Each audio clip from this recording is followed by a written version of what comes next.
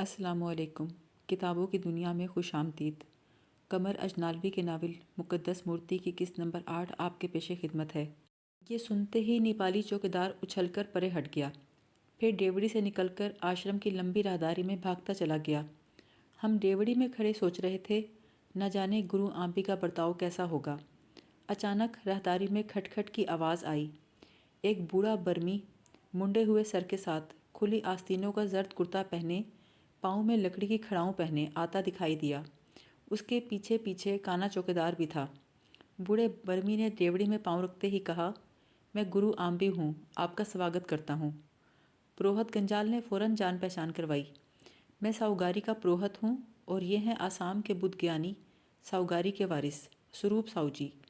बूढ़े ने स्वरूप जी को देखा, जैसे कोई अनोखी सूरत नज़र आ गई हो। उसके चेहरे से लगता था कि उन्हें देखकर अचंभे में रह गया है। अपने आप से बातें करने लगा, वही हैं, बिल्कुल वही, बाल बराबर फ़र्क नहीं। हम सब हैरान थे, न जाने स्वरूप जी को देखकर उसे इतना अचंभा क्यों हुआ। पुरोहित गंजाल ने पूछ ही लिया, क्या बात है गुरु आम्बी? स्वरूप जी को देखते ही आप हैरत और चिंता में पड़ गए हो। बात ही बड़े अचंभे की है। स्वरूप जी बोले, अगर आप बता दो तो हमारी चिंता भी दूर हो जाएगी। बता दूंगा प्रभु, सब बता दूंगा। आइए आप लोग अंदर चलिए। स्वरूप जी और प्रोहत गंजाल उसके साथ हो लिए। मैं और पीगू सामान उठाए पीछे पीछे थे। लंबी राहदारी से गुजरकर हम सहन में आ गए। पश्चिम की जानिब सीढ़ियाँ थीं जो ऊपर जा रही थीं। ऊपर से कई लड़कियों की मिली जुली आवाज़ें आ रही थीं। आश्रम की लड़कियों के कमरे ऊपर की मंजिल पर थे। सहन से गुजरकर वो हमें एक बरामदे में ले गया। चंद कदम चलने के बाद उसने एक कमरा खोला। हम आगे पीछे चलते हुए कमरे में दाखिल हुए। मेहमानों के बैठ जाने के बाद वो अपने मुलाजिम से बोला, भुगताई, मेहमानों के लिए खाने पीने का बंदोबस्त करो। उसका मुलाजिम भुगताई उन्हीं कदमों बाहर निकल गया। गुरु आम्बी ने सफ़र की बात छेड़ दी कि हिमालय के ऊंचे पहाड़ों से मांडले तक आने में कई दिन लग गए होंगे, रास्ते में मुश्किलें भी होंगी। स्वरूप जी ने बताया कि सफ़र बहुत तवील और कठिन था, मगर नाच आश्रम में पहुंचते ही सब तकलीफ़ दूर हो गई। इतने में भुगताई लौट आया। गुरु आम्बी ने पूछा, मेहमानों के लिए भोजन कब तक तैयार हो जाएगा? भुगताई ने झुककर जवाब दिया, जलपन्ना को बोल आया हूँ गुरुदेव, वो भोजन तैयार करा रही है। जलपन्ना का नाम सुनकर हम पर हैरत का भौचाल गुजर गया। ये वो नाम था जिसके लिए हम हिमालय के ऊंचे ऊंचे पर्वतों से निकलकर बंगाल के मैदानों और दरियाओं को अबूर करके बर्मा के जंगलों से गुजरते मांडले तक आए थे। स्वरूप जी ने पूछा, जलपन्ना कौन है? आम्बी बोला, एक अनाथ लड़की है, इसी आश्रम में रहती है। कुछ दिन पहले मैंने जलपन्ना के बारे में एक अजीब सपना देखा था। तुमने भी कोई सपना देखा था? स्वरूप जी हैरत की तस्वीर बन गए। हाँ, बड़ा अनोखा सपना था, मगर कौन जानता था मेरा सपना इस तरह पूरा होगा और आप मेरे मेहमान बनेंगे। आज से ठीक 15 दिन पहले मैंने एक अजीब सपना देखा। वो चांद ग्रहण की रात थी। भगवान बुद्ध मेरे सपने में आए। उन्होंने कहा, जलपन्ना मेरे पास अमानत है। बहुत जल्द हिमालय के ऊंचे पर्वतों से कुछ लोग आएंगे और इसे अपने साथ ले जाएंगे। मुझे ताकीद की कि मैं आने वालों का स्वागत करूं और अमानत उन्हें दे दूं। मैं सपने में बड़ा हैरान था कि ना जाने आने वाले कौन होंगे, उन्हें कैसे पहचानूंगा। भगवान ने आपसे आप मेरे दिल की बात जान ली और एक तरफ उंगली करके कहा, उधर देखो आम्बी। आकाश से बादल का एक टुकड़ा उतरता दिखाई दिया। इसमें से एक सूरत नमूदार हुई। वो सूरत हूबहू आपकी थी। यही वजह है जब मैंने आसाम से आने वाले अजनबी लोगों के बारे में सुना तो बाहर भागा और दरवाजे पर आपकी सूरत देखकर दंग रह गया। गुरु आम्बे की इस कहानी ने हम सबको चक्कर में डाल दिया। कुछ समझ में न आता था ये भेद क्या है। प्रभु, इस बात की गवाही तो मैं भी दे सकता हूँ कि पिछले 2 साल से प्रोहत गंजाल और शंकर साहूगारी से बाहर नहीं गए थे। ना ही कोई आदमी बर्मा गया था, ना वहाँ का कोई आदमी साहूगारी आया था कि गुरु आम्बी के साथ मिलकर कोई कथा कहानी बना लेता। मालिक चुपचाप बैठे गुरु आम्बी के बयान पर सोचते रहे, फिर पूछने लगे, जलपन्ना कौन है, कहाँ से आई है? आम्बी ने बताया, मांडले के उत्तर में कालिंग हकामती नाम का मशहूर शहर है। जलपन्ना ने वहीं जन्म लिया, मगर छोटी उम्र में बेचारी माँ बाप और चचा सबसे महरूम हो गई और दुनिया में अकेली रह गई। 3 साल पहले की बात है, एक आदमी जो शक्ल से जोगी दिखाई देता था उसे लेकर आश्रम में आया और बोला कि जलपन्ना एक बेसहारा लड़की है, मैं उसे सहारा दूँ। फिर वो लड़की को मेरे पास छोड़कर चला गया। जलपन्ना बड़ी तमीज़दार फर्माबरदार लड़की है। उसने यहाँ कभी किसी से झगड़ा नहीं किया, ना ही मेरा कोई हुक्म कभी टाला है। नाच से गहरा लगाव रखती है, उसी से अपने मन को बहलाती है। गुरु आम्बी ये कह रहा था कि एक सुंदर कोमल सी लड़की बेआवाज़ कमरे में दाखिल हुई और बोली, गुरुदेव, मेहमानों के लिए भोजन तैयार है। आम्बी बोला, यही जलपन्ना है। स्वरूप जी उसकी सुंदरता और सादगी देखकर दंग रह गए। उससे मुखातिब होकर बोले, आगे आओ बेटी। गुरु आम्बी ने कहा, जलपन्ना, मेरा सपना पूरा हो गया। ये स्वरूप जी हैं, हिमालय के ऊंचे पर्वतों से उतरकर तुझे लेने आए हैं।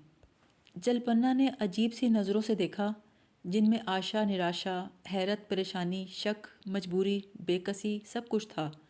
स्वरूप जी को देखकर उनके कदमों में झुक गई। मालिक ने दुआ दी, जीती रहो बेटी, और बताओ, क्या तुम हमारे साथ चलने पर राज़ी हो? वो खामोश रही। हम सिर्फ तुम्हारी मर्ज़ी जानना चाहते हैं जलपन्ना। वो बोली, मैं कौन और मेरी मर्ज़ी क्या? अगर भगवान का यही फ़ैसला है तो मैं इनकार कैसे कर सकती हूँ? पुरोहित गंजाल ने उठकर आशीर्वाद दी, धन्यवाद लड़की, भगवान तेरी रक्षा करेंगे। यूं देखते ही देखते इस बात का फ़ैसला हो गया कि जलपन्ना हमारे साथ जाएगी। फिर हमने भोजन किया और रात को घोड़े बेच कर सोए। दूसरे दिन मालिक ने वो तारीखी पगोडा देखने की ख्वाहिश की जिसमें भगवान बुद्ध की सैकड़ों मूर्तियाँ रखी थीं। सारी मूर्तियाँ उन्होंने बड़े शौक से देखीं और पगोडा के अरहत से पूछा, क्या यहाँ पीतल की कोई ऐसी मूर्ति नहीं जो शाक्या बुद्ध के स्वर्गवास होने के बाद पहली सदी में बनाई गई हो? अरहत ने इनकार में गर्दन हिलाई। जब हम पगोडा से निकल रहे थे तो एक सयामी बिल्लियों का जोड़ा मुझे पसंद आ गया। वो सहन में खेल रहा था। मैं भागा भागा अरहत के पास गया और उससे बिल्लियों की ख्वाहिश की। वो बोला, मैं रामा और सोमी का जोड़ा तुम्हें भेंट करता हूँ। उसने एक भिक्षु को बुलाकर हुक्म दिया कि बिल्लियाँ मुझे दे दी जाएं। और प्रभु, इस तरह हम मांडले से जलपन्ना के साथ रामा और सोमी को भी लेकर साउगारी चले आए। जलपन्ना ने हमारे साथ आने में कोई हिलहुजत नहीं की। और हाँ, एक बात और है जो मैंने आज तक किसी को नहीं बताई। मांडले के नाच आश्रम के गोरखे चौकीदार से मैंने छुपकर मुलाकात की। उसकी आंख के फूटने पर अफसोस का इजहार किया और कहा, सुना है चंद साल पहले जब तुम आश्रम के दरवाजे पर पहरा दे रहे थे, किसी से तुम्हारा झगड़ा हो गया था। तुम उसके पीछे भागे, फिर झाड़ियों में गिर पड़े जहाँ लोहे की कोई सिलाख थी, जिससे तुम्हारी आंख ज़ाया हो गई। काना चौकीदार अपनी आंख से मुझे पटर पटर देखने लगा। बोला, अरे बोने, मेरी ये आंख तो लड़कपन में फूट गई थी। एक गुंडे ने चाकू मार दिया था। उन दिनों तो मैं खटमंडू में था। ये सुनकर मैं हैरान रह गया और बोला, कहीं मुझे झूठा बनाने के लिए खुद झूठ तो नहीं बोल रहे? वो कहने लगा, तुझसे झूठ क्यों बोलूँगा? उसने जेब से बटवा निकाला और अपने लड़कपन की तस्वीर दिखाई। ये देख। क्या तस्वीर भी झूठ बोल सकती है? वाकई तस्वीर उसके बचपन की थी, जिससे ये बात साबित हो गई कि उसकी आंख बहुत पहले ज़ाया हो गई थी। तो प्रभु, शंकर ने नेपाली चौकीदार से अपने झगड़े और तुलसी की झाड़ियों में गिरने की जो कथा सुनाई, वो सब झूठी थी। मेरे ख्याल में पुरोहित गंजाल भी जानता था कि वो झूठ बोल रहा है, फिर भी उसने उसके झूठ को सच माना। बल्कि नाच आश्रम की डेवड़ी में स्वरूप जी को बोला, अच्छा हुआ शंकर साथ नहीं आया, वरना ये काना गोरखा इसे हरगिज़ न छोड़ता। यही वो बात है प्रभु जिससे मुझे शुबा होता है कि जलपन्ना के मामले में कहीं ना कहीं गड़बड़ ज़रूर है। पुरोहित गंजाल और गुरु आम्बी का ठीक चांद ग्रहण की रात एक जैसा सपना देखना बड़ा अनोखा वाक़या है जो समझ नहीं आता। भगवान बुद्ध को जलपन्ना से इतनी दिलचस्पी क्यों हो गई कि उसे मांडले के नाच आश्रम से साउगारी में लाने की खातिर इतना जतन किया? भला भगवान को नर्तकी की क्या ज़रूरत है प्रभु? आप तो बहुत पढ़े लिखे हो, शायद किसी नतीजे पर पहुंच जाओ। मगर मैं इन अजीब और पुरस्कार वाक़यात के बारे में सोचता हूँ तो मेरे छोटे से जहन की खिड़कियाँ ज़ोर ज़ोर से खुलने बंद होने लगती हैं, जैसे आंधी चल रही हो। ऐसे में मुझे ख्याल आता है, शायद जलपन्ना भी आंधी का झोंका है जो हवा की लहर से इधर उधर फिर रहा है। शास्त्रों की ज़बानी ये कहानी सुनकर मैं हैरत में डूब गया। पुरोहित गंजाल और गुरु आम्बी एक ही रात एक ही किस्म की हिदायत और सपना देखते हैं जो नाकाबिले फ़हम है। फिर भगवान के कोप बहकर मुजस्मे का जिंदा होकर कलाम करना तिलस्म होशरुबा से कम न था। जब मैं इन अजीबो गरीब बातों पर गौर कर रहा था, मेरे अंदर से आवाज़ आई, थारो केशव, महाराज शाक्या मनी के पहाड़ समान मुजस्मे के ज़िंदा होने और बातें करने पर हैरान हो रहे हो? अरे गंजाल ने तो सपना देखा था, मगर तुम अपनी कहो। ऐन बेदारी की हालत में भगवान की मूर्ति को जिंदा आदमियों की तरह चलते फिरते और पीतल के पांव घसीटते हुए देख चुके हो। अगर तुम लोगों को यह वाक़या सुनाओ तो कौन विश्वास करेगा? जब मैं अपने साथ पेश आने वाले वाक़े को एक सच, एक हकीकत समझता हूँ, तो गंजाल और आम्बी के सपनों को जादू या तिलस्म होशरुबा करार देना तो सरीहन अन्याय था। मैंने सोचा, हो सकता है चांद ग्रहण की रात वो सपने इसी तरह देखे गए हों जिस तरह बयान किए गए, और इस अजीबोगरीब इत्तिफाक की एक वजह भी हो सकती है कि जलपन्ना की ज़ात को चांद ग्रहण से कोई निस्बत हो। इसके बावजूद मैं इस ख्याल से छुटकारा ना पा सका कि पुरोहित गंजाल और शंकर भिक्षु साहूगारी में कोई नाटक खेल रहे हैं जो जलपन्ना को किसी पुरस्कार खतरे की तरफ ले जा रहा है। जब मेरी खामोशी बहुत तवील हो गई तो शास्त्रु बोला, आपने जलपन्ना की कहानी तो सुन ली, प्रभु अब किसी नतीजे पर भी पहुँचे हो या नहीं? अरे शास्त्रु, नतीजे पर पहुँचना इतना आसान नहीं होता। हालात पर इसरार का पर्दा पड़ा है। फिर जलपन्ना की कहानी का तो अभी अंत भी नहीं हुआ, कहानी चल रही है। ये तो ठीक है प्रभु, पर कहानी कब तक चलेगी? बहुत जल्द ख़त्म हो जाएगी। अचानक बड़ी ज़ोर का होलनाक धमाका हुआ जिससे साहूगारी की इमारत लरज़ उठी। मेरे कमरे की खिड़कियां दरवाजे तक हिल गए। मैं खुद अपनी कुर्सी पे उछल सा गया। शास्त्रु बोला, प्रभु ये बिजली की कड़क थी। आज रत्नागिरी के आकाश पर बादलों के दल छा रहे हैं, मौसम बदल गया है। जब रत्नागिरी में मौसम बदलता है, बादल गरजते हैं, बिजलियाँ कड़कती हैं। बोला, मैंने बिजली की ऐसी कड़क कभी नहीं सुनी। वो बोला, यहाँ बिजलियाँ कड़कती ही नहीं, गिरती भी हैं, और जब गिरती हैं तो होलनाक धमाका होता है। मैंने कहा, फिर तो ये बिजली ज़रूर साहूगारी पर गिरी है। नहीं प्रभु, दक्खन की तरफ दूर एक पहाड़ है, बिजलियाँ सिर्फ उसी पर गिरती हैं। तुम्हारा मतलब है उस पहाड़ के अलावा बिजलियाँ रत्नागिरी में और कहीं नहीं गिरती? हाँ, यही मतलब है मेरा। वो काला पहाड़ रूपा की तरफ जाने वाले रास्ते में है। उस पर इतनी बिजलियाँ गिर चुकी हैं कि झुलस गया है। अगर देखना चाहो तो किसी दिन दिखा लाऊंगा। फिर बोना शास्त्रु उठ के खड़ा हो गया, जैसे कोई बात याद आ गई हो। अब मुझे आज्ञा दो प्रभु, मैं तो भूल ही गया था। सरमा के बादलों की रुत आ गई है। सोमी के बच्चों के लिए जो नया घर बनाया है उसकी छत पे मट्टी डालनी है। आप भी कपड़े बदल लो, ठंडी हवा चल रही है, अब यहाँ खासी सर्दी बढ़ जाएगी। ये कहकर वो कमरे से निकल गया। मैं फिर ख्यालों की दुनिया में खो गया। मैं सोच रहा था, ये रत्नागिरी की वादी भी खूब है। यहाँ बरसात के दिनों में मूसलाधार बारिश होती है, सर्दियों में बर्फ़ गिरती है, जिससे इर्द गिर्द के पहाड़, जंगल के रास्ते सब ढक जाते हैं। इस वादी के शुमाली पहाड़ की तुराई में एक ऐसा सुंदर स्वर्ग है जिस पर आदम की जन्नत गुमगुश्ता का गुमान होता है, और उस जन्नत में एक सांप भी है। मगर जनूब में बिजलियों का पर्वत है, जहाँ बरसात में आसमान से आग बरसती है। एक तरफ जन्नत है, दूसरी तरफ जहन्नुम, और दरमियान में साहूगारी की ये कदीमुल अय्याम इमारत एक ऐसी दुनिया का मंजर पेश करती है जिसे मुसलमान आलम बरज़ख कहते हैं। न जाने मैं कब तक बैठा इन्हीं ख्यालात में खोया रहा। कुछ देर कमरे में बैठने के बाद बदलते मौसम का नज़ारा करने साहूगारी के वसीऔरी सहन में आ गया। बाहर निकलते ही हवा ने मिजाज पुरसी की। रत्नागिरी का आसमान घने बादलों से ढका हुआ था। दोपहर के समय भी शाम का सा अंधेरा था। मैं इस ख्याल से फ़ौरन पलटा, कहीं ठंड ना लग जाए। अब तो कमरे में भी सर्दी थी। शाम होते ही अंधेरा छा गया था। शास्त्रु रात का खाना वक्त से पहले ही ले आया और बोला, उसने सोमी के नए घर की छत लेप पोत दी है। अब उसके बच्चे पानी से बिल्कुल महफूज रहेंगे। अगर इस बोने के बस में होता तो किसी को दुखी ना होने देता, और जलपन्ना के लिए भी एक ऐसा मंदिर बना देता जहाँ कोई पुरोहित गंजाल उसकी निगरानी ना करता, और वो अपने मन की कल्पना में गुम होकर नाचती। आकाश के देवता छुप छुप कर उसका नाच देखते और उसकी शुभ कामनाएं पूरी करते।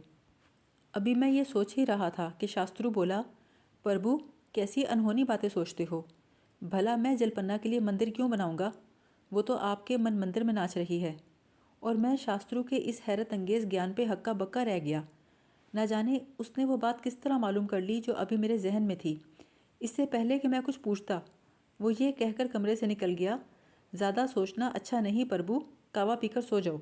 मैं 24 जीने पर उसके कदमों के उतरने की आवाज़ सुनता रहा। मेज़ से केतली उठाकर कहवा प्याली में उंडेला और चुस्कियाँ लेने लगा। ये 3 फुट का बोना मेरी समझ से बाहर था। आखिर वो अनकही बातें किस तरह समझ लेता है? उसका दिमाग है या जादू का आईना?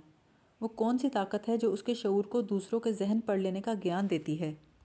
कहवा ख़त्म करके लालटेन उठाई और बालकोनी का जीना उतरकर नीचे आ गया। बैरूनी दरवाजे की कुंडी चढ़ाकर कल की तरह आज भी कमरे का जायज़ा लिया। अभी तक भगवान की मूर्ति के ख्याल ने मेरा पीछा नहीं छोड़ा था। लगता था कहीं दोबारा ना आ जाए। अब तो मूर्ति से ज़्यादा शंकर का धड़का था। आज की रात खिलाफ़े मामूल सर्द, तारीक और भयानक थी। ऐसी रात किसी जुर्म के लिए मौजू होती है। मैं बुज़दिल नहीं, ना ख़तरों से डरता हूँ, मगर मुहज़्ज़िब दुनिया से अलग एक दूर उफ़्तादा मकाम पर, जहाँ कानून की अमलदारी नहीं, हर किस्म की एहतियात ज़रूरी थी। कमरा नशिस्त को अच्छी तरह देखकर लकड़ी की सीढ़ियाँ चढ़कर ऊपर ख्वाबगाह में आया, फिर लालटेन की लो मद्धम करके खूंटी से लटका दी और बिस्तर में घुस गया।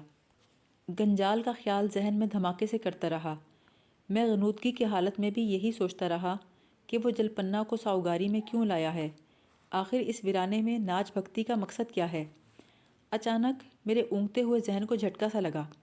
ऐसा लगा कोई पुरस्कार कुव्वत मुझे अपने पास बुला रही है, इशारे कर रही है कि मैं उसकी तरफ चला आऊँ। शायद मैंने फिर कोई सपना देखना शुरू कर दिया था, क्योंकि ऐसा लगता था कोई कुव्वत मुझ पर गलबा पा रही है। नागेहां क्या देखता हूँ कि मैं अपने बिस्तर पर चित पड़ा हूँ। लालटेन की रोशनी में मुझे अपना वजूद साफ दिखाई दे रहा है, जो गहरी नींद में है। मेरे नथनों से नीले रंग का धुआं एक लकीर की तरह खारिज हो रहा है, जो मेरे सर के ऊपर बल खा रही है। बिस्तर पर मेरा जिस्म किसी मुर्दे की तरह बेहिसो हरकत है, जैसे उसमें जीवन की रमक न हो। फिर मैंने नीलगू धुएं को तेज़ी से उड़ते और दरवाजे की सिमत बढ़ते देखा। धुएं की ये लकीर दरवाजे की एक बारीक सी झिरी से बाहर निकल गई। इसके साथ ही यूं लगा मेरी रूह मुझे छोड़कर चली गई है और मैं मौत की ठंडी अंधी गहरी खाई में डूब रहा हूँ, जिसकी तय नज़र नहीं आती। अचानक क्या देखता हूँ, इस अंधेरे में एक दरवाज़ा जो संदल की लकड़ी का बना हुआ है, उसके किवाड़ खुल जाते हैं और नीलगू धुएं की वही लहर जो मेरे जिस्म से निकली थी, इस दरवाजे से अंदर दाखिल हो रही है। मगर जूँ ही इसने दहलीज पार की, वहीं रुककर धुएं के एक सतून में बदल गई। फिर आने वाहिद में एक जीते जागते आदमी की शक्ल इख्तियार कर ली और मुझे हैरत होती है, ये तो मैं खुद यानी थारो केशप हूँ। वो कमरा जहाँ मैं दाखिल हुआ एक गार की मानिंद था। उसकी फ़िज़ा में संदल की भीनी भीनी खुशबू थी। मुझे ख्याल आया, ज़रूर ये किसी रशी का हुजरा है, जो इस तन्हाई में कोई चिल्ला काट रहा होगा, उसी ने मुझे तलब किया है। मैं इस हुजरे को हैरत की नज़र से देखता आगे बढ़ा। दूर जहाँ सुरंग ख़त्म हो रही थी, एक खूबसूरत मेहराब में भगवान बुद्ध की मरमर की एक मूर्ति रखी थी, जो उनकी जवानी के ज़माने की थी। मूर्ति की आंखों में पुतलियों की जगह दो पन्ने थे, जिनसे सब्ज़ रोशनी फूट रही थी। अभी चंद ही कदम आगे बढ़ा था, कहीं से एक पुरजलाल पुरहैबत आवाज़ आई, रुक जा थारो केशप, तू इस समय महाराज शाक्यामणि तथागत के हजूर हाजिर है, जिसके रूप में आत्मा ने ज़हूर लिया, जिसे लोग ईश्वर और भगवान कहते हैं। ये पुरजलाल आवाज़ सुनकर मैं उन्हीं कदमों रुक गया। वो आवाज़ कहने लगी, कान लगाकर ध्यान से सुन। जलपन्ना भगवान की नृत्य की है। उसे अब मोह माया के जगत में नहीं जाना। तुझे वचन देना होगा, अगर वो तुझसे प्रेम भी करे तो तू उससे दूर रहेगा, उसे अपने पास ना आने देगा, उसे निराश कर देगा। मैंने बेख्तियार पूछा, क्यों? आवाज़ आई, अगर उस पर किसी मर्द के प्रेम की छाया पड़ गई तो वो जान से जाएगी और उसकी आत्मा सदा के लिए साउगारी और रत्नागरी में भटकती रहेगी। ये बात सुनकर मैं सकते में आ गया, मगर इस पर एतबार नहीं था कि प्रेम किसी के जीवन का खात्मा भी कर सकता है। मैं ऐसा वचन नहीं देना चाहता था जो मेरे और जलपन्ना के दरमियान तलवार की तरह लटका रहे। मेरे अंदर एक शदीद कशमकश हुई। मैं हैरान था, अगर ये आवाज़ किसी ऋषि की है तो वो क्यों नहीं जानता कि मैं अनाथ बंडू की समाधि पर जलपन्ना को अपने प्रेम का कोल दे चुका हूँ और इसे तोड़कर नया वचन देना गोया अनाथ बंडू का शराब मोल लेना था। मैं इसी सोच में गुम था कि मूर्ति के अकब से वो पुरस्कार आवाज़ फिर बुलंद हुई, चुप क्यों है थारो केशप? शाक्यामणि गौतम ने अपनी गुपा को, अपनी यशोधरा को छोड़ा था, तुझे भी जलपन्ना को छोड़ना होगा। वचन दे, इकरार कर कि तू जलपन्ना का प्यार ठुकरा देगा। न जाने कहाँ से मुझ में इतनी शक्ति आ गई और मैंने जवाब दिया, मैं शाक्यामणि गौतम बुद्ध नहीं हूँ महाराज। इसका मतलब है तू नर्तकी का भला नहीं चाहता? चाहता हूँ और इस बात का वचन भी दे सकता हूँ। मूर्ख, भला भी चाहता है और उसे मोह माया के जगत में ले जाने की आशा भी रखता है। अचानक मेरे दिल में तहरीक पैदा हुई, आगे बढ़कर उसके दर्शन तो करूं, जो गालिबन मरमर की मूर्ति के पीछे छुपा हुआ है। वो कैसे जानता है कि मैं जलपन्ना को मोह माया की दुनिया में वापस ले जाना चाहता हूँ। मैं तेज़ी से आगे बढ़ा, लेकिन शायद उस पुरस्कार हस्ती ने मेरा इरादा भांप लिया। गरजती हुई आवाज़ में कहा, रुक जा मूर्ख, रुक जा। ना चाहते हुए भी मैं वहीं रुक गया, मगर दोबारा बढ़ने का इरादा किया तो कदम उठ ही ना सके। यूँ लगता था मेरे पाँव पत्थर के फर्श पर जम गए हों। उसकी आवाज़ आई, तू इस समय मेरा गुलाम है, मेरी आज्ञा के बगैर एक कदम आगे नहीं बढ़ सकता, तुझे मेरा हुक्म मानना होगा। मैं कहता हूँ, वचन दे कि तू जलपन्ना से प्रेम नहीं करेगा। मैं महसूस कर रहा था शायद उसके हुक्म की खिलाफ वर्जी नहीं कर सकूँगा, लेकिन अभी मैं अल्फाज से वचन ना दे पाया था कि दूर कहीं बिजली का तड़ाका हुआ और सुरंग नुमा हिजरा लरज़ उठा। ठीक उसी लम्हे मूर्ति के अकब में एक नंगा पाँव दिखाई दिया। उस पाँव में टखने के करीब पीतल का एक पतला सा गोल कड़ा था। फ़ौरन ही वो पाँव फिर गायब हो गया और आवाज़ आई, चला जा मूर्ख, चला जा। तूने मेरी बरसों की तपस्या भ्रष्ट कर दी।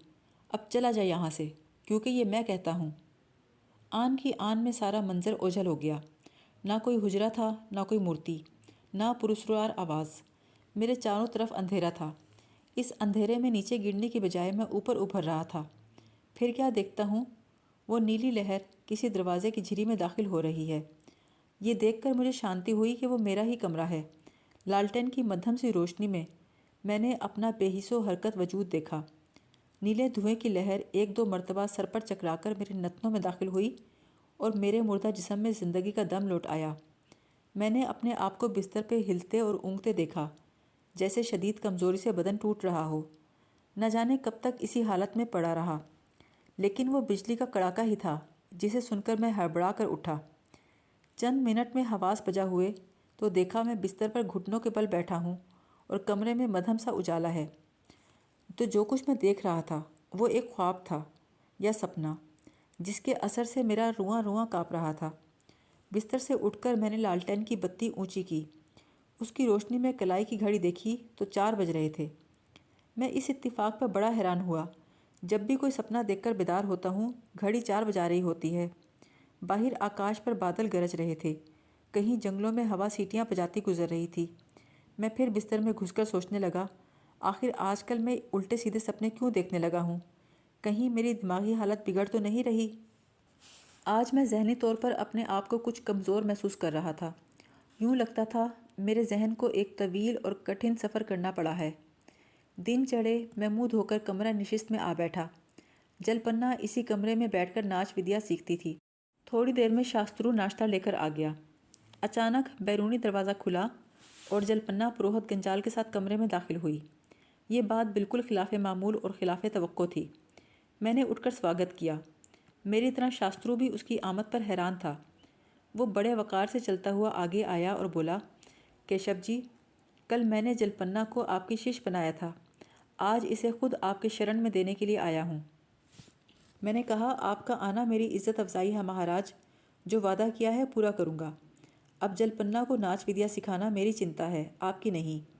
धन्यवाद केशव जी, आपने मेरा मान रखा। फिर भी मैं एक बात आपको याद दिलाने आया हूँ। पुरोहित गंजाल ने अपनी छोटी छोटी आंखें मेरी आंखों में डालते हुए कहा, और ये बात याद रखें कि अब नाच ही इसका निर्वाण है। मैंने अपने जहन को एक झटका सा लगता महसूस किया। मेरी नज़रें झुक गईं। मैं ये देखकर चौंक उठा कि पुरोहित गंजाल ने पाँव में टखने के ऊपर पीतल का एक पतला सा गोल कड़ा पहन रखा था। मेरी आंखों में रात के सपने का मंजर घूम गया, जब बिजली का तड़ाका होने पर सुरंग का हुजरा लर्जा था और मरमर की मूर्ति के पीछे से मुझे ऐसा पाँव दिखाई दिया था। मैंने निगाहें उठाकर पुरोहित गंजाल को गौर से देखा। वो बोला, मुझे जो कहना था कह दिया, अब आज्ञा दें। मैं बोला, मगर मुझे जो कुछ कहना है वो आपने नहीं सुना। आप कहें, मैं सुनूंगा। मुझे सिर्फ ये कहना है कि मुझे आइंदा अगर सपने में बुलाएं तो मूर्ति के पीछे छुपकर बात ना करें। मैंने, जलपन्ना ने, शास्त्रु ने, सब ने देखा पुरोहित गंजाल के चेहरे पे एक जलजला सा आया, आंखों से चिंगारियां सी उड़ी, मगर फ़ौरन ही उसने अपने आप को संभाला और पुरसुकून होकर बोला, अपने सपने का किसी दूसरे को दोष नहीं देना चाहिए केशव जी, नमस्कार। ये कहकर पुरोहित गंजाल पलटा और उसी वक़ार के साथ, जिस वक़ार के साथ आया था, कमरे से चला गया। रात जो कुछ मैंने देखा था वो सपना नहीं, कुछ और था। शास्त्रु और जलपन्ना के इसरार पर भी मैंने उन्हें कुछ बताने से इनकार कर दिया। जलपन्ना नहीं समझती थी कि मैंने गंजाल से क्या बात कह दी, जिसे सुनकर वो बुरी तरह चौंका, ना सिर्फ चौंका बल्कि मामले को जल्दी से टालकर लौट गया। मगर ये तो मैं ही जानता था कि मेरे अल्फाज ने उसके दिलो दिमाग पर क्या हलचल मचाई। अब हमारे दरमियान एक ऐसी कशमकश, एक ऐसी जंग शुरू हो गई जिसके अंजाम से ना मैं वाकिफ़ था ना प्रोहत गंजाल। जलपन्ना को लगा कि मैंने साहूगारी के प्रोहत को नाराज़ कर दिया है। वो परेशान होकर बोली, आपने ख्वामख़ा खेल बिगाड़ दिया। शायद प्रोहत गंजाल नाराज़ हो गया है। वो मुझसे राज़ी कब था? फिर भी पहले एक पर्दा तो पड़ा हुआ था। मैंने वो पर्दा खुद उठा दिया है क्योंकि हमारे दरमियान कोई समझौता नहीं हो सकता। वो मेरे खेल को और मैं उसकी चाल को समझ गया हूँ। मगर आप तो किसी सपने की बात कर रहे थे। ये उसी सपने की ताबीर है। शास्त्रु अभी तक खामोश खड़ा सब देख रहा था, सुन रहा था। अचानक बोला, आजकल सपने बहुत देखने लगे हो प्रभु। पास जगहें सपनों के लिए बड़ी मुनासिब होती हैं। साहूगारी ऐसी ही जगह है जहाँ आदमी अजीबो गरीब सपने देखने पर मजबूर हो जाता है। मजबूर क्यों हो जाता है? सपने तो आदमी के अपने ही ख्यालों की परछाइयाँ होते हैं। अरे बुद्धू, हर ख्याल अपना नहीं होता। कभी कभी आदमी दूसरों के ख्याल का गुलाम बन जाता है। शास्त्रों ने आंखें पटपटाईं। आप बहुत पढ़े लिखे हो प्रभु, शायद आपकी बातें मेरी बुद्धि में ना आ सकें। मैं तो सिर्फ ये जानता हूँ, ज़्यादा सपने या तो भगवान के अवतार देखते हैं या फिर वो लोग जो पागलपन की लकीर पे खड़े होते हैं। बोने मंतकी की ज़बान से ये अल्फाज सुनकर मैं काँप गया, क्योंकि चंद रोज़ से मैं भी यही सोच रहा था, कहीं मेरा दिमाग तो ख़राब नहीं हो गया। मगर आज के वाक़े से मैं इस नतीजे पर पहुंचा कि शायद मैं सपने नहीं देखता। वो कुछ और एक कैफियत है जिसे मैं ख्वाब समझ लेता हूँ। ख्वाब या सपने नींद में आते हैं, मगर मैं जो सपने देखता हूँ उनकी लड़ी बेदारी में भी नहीं टूटती। भगवान बुद्ध की मूर्ति उस वक़्त मेरे सिरहाने आ खड़ी हुई जब मैं सो रहा था, मगर जब जाग भी गया तो मूर्ति मेरी आंखों के सामने चलती, अपने पीतल के पाँव घसीटती हुई दरवाजे से निकली। फिर मैंने जो अजीबोगरीब सपना रात देखा, उसमें बिजली की कड़क भी सुनी। संगमरमर की मूर्ति के पीछे एक पाँव भी नजर आया। उस पाँव में पीतल का कड़ा था। आज प्रोहत गंजाल को देखा तो वही पाँव था, वही कड़ा, जिसने मुझ पर यह हकीकत खोल दी कि मैं जिस कैफियत को ख्वाब समझता हूँ वो कोई और ही चीज़ है। अरे शास्त्रु, तू समझता है दूसरों की तरह मैं भी दिन भर जो कुछ सोचता हूँ वो रात को ख्वाब में देखता हूँ। बिगड़ते क्यों हो प्रभु? आदमी की खोपड़ी के अंदर बहुत सी कोठरियाँ हैं जिनमें उसकी सोचें बसेरा करती हैं। रात सोते वक्त वो कोठरियाँ खुलती और बंद होती रहती हैं। सपने उन्हीं कोठरियों से दबे पांव निकलकर बंद आंखों की गलियों में घूमने फिरने लगते हैं। प्रभु, आजकल आपके जहन की कोठरियों में बड़ी चहल पहल है। ये भीड़ ज़रा कम कर दो और चैन की नींद सोया करो। मैं सोच भी नहीं सकता था ये 3 फुट का बोना ख्वाबों की फ़िलासफ़ी मुझसे बेहतर जानता होगा। अरे, ये दिमाग की कोठरियाँ क्या होती हैं? कभी शहद का छत्ता देखा है प्रभु? आदमी का दिमाग भी छत्ते की तरह होता है। कोठरियाँ ही कोठरियाँ बनी हैं। इधर से निकलो, उधर घुस जाओ। दिन को तो ध्यान इधर उधर रहता है, मगर आदमी के सोते ही सोचें उन कोठरियों से निकल आती हैं और सपने बन जाती हैं। अरे शास्त्रु, तूने ये बातें कहाँ से सीख लीं? कहीं से नहीं सीखी प्रभु, आपसे आप सोच ली हैं। मैं तो सोने से पहले सोच की खिड़कियाँ बंद कर लेता हूँ, सपने नहीं देखता। मैं हैरत से उसका मुंह तकने लगा। गालिबन जलपन्ना समझ रही थी रात मैंने कोई उल्टा सीधा सपना देख लिया है, इसीलिए प्रोहत गंजाल से उलझ बैठा हूँ। मगर मैं उन दोनों को ये नहीं बताना चाहता था कि रात मैंने क्या तमाशा देखा। अचानक पन्ना ने पूछा, आपने क्या सपना देखा है? कुछ नहीं, मैंने बात का रुख बदल दिया। बस ये समझ लो, हमने गंजाल के साथ जो खेल शुरू किया था वो ख़त्म हो गया है। अभी अल्फाज मेरी ज़बान पर थे कि राहदारी में कदमों की आवाज़ उभरी। फिर दरवाज़ा खुला और बिल्कुल गैर मुतवक्का तौर पर प्रोहत गंजाल कमरे में दाखिल हुआ। हम तीनों उसकी अचानक वापसी पर हैरान रह गए। वो बड़े इत्मीनान से चलता मेरे करीब आया। केशव जी, रास्ते में ख्याल आया शायद अचानक मेरा चले आना आपको बुरा लगा हो, इसीलिए लौट आया। अगर मुझसे कोई भूल हो गई हो तो क्षमा चाहता हूँ। मैं तो अभी उसकी खिलाफ तवक्को वापसी पर हैरान था। उसके अजीबो गरीब रवैये ने मज़ीद हैरान कर दिया। आखिर इसका मतलब क्या है? मैंने भी अपना रवैया बदल लिया। आप ख्वामख़ा मुझे शर्मिंदा कर रहे हैं महाराज। मैं तो साहूगारी में एक मेहमान हूँ। अगर मुझसे कोई गुस्ताखी हुई हो तो उसे भूल जाएं। केशव जी, भूल तो मेरी थी कि आपको वसवसे में डाल दिया। मैं तो जलपन्ना को आपके पास छोड़ने और ताकीद करने आया था कि इसे शिष्य बनाया है तो गुरु बनकर दिखाइए। मैं गुरु नहीं, खुद कला का पुजारी हूँ। फिर भी जो कुछ जानता हूँ ज़रूर सिखाऊंगा, आपकी आज्ञा का पालन जो करना है। गंजाल बोला, सौभाग्य है मेरा। एक आध घंटे के लिए सुबह आती है पन्ना। अगर आप ज़्यादा समय दे सकें तो अच्छा होगा। कोई शाम का समय भी रख लें। मैं चौंक गया। वो दिन में एक बार नहीं 2 बार हमें मिलने का मौका देकर क्या चाहता है। मैंने कहा, शायद शाम का समय ना दे सकूं। मेरा वक़्त तो स्वरूप जी की मुट्ठी में बंद है। वो बोला, स्वरूप जी आ जाएं तो कहूँगा अपनी मुट्ठी खोल दें। मेरी तरह वो भी जलपन्ना को एक महान नर्तकी के रूप में देखना चाहते हैं। फिर तो सोचना पड़ेगा। अब आप मुझे आज्ञा दें और अपनी पाठशाला लगाएं। फिर जलपन्ना से मुखातिब हुआ, अपने नए भक्ति नाच के बारे में केशव जी से पूछ लेना। पूछ लूँगी महाराज। पुरोहित गंजाल ने हाथ जोड़ के नमस्कार किया। मैं आपका सेवक हूँ केशव जी। मेरे लायक कोई सेवा हो तो ज़रूर बताएं। ये कहकर वो दरवाजे की तरफ मुड़ा और कमरे से निकल गया।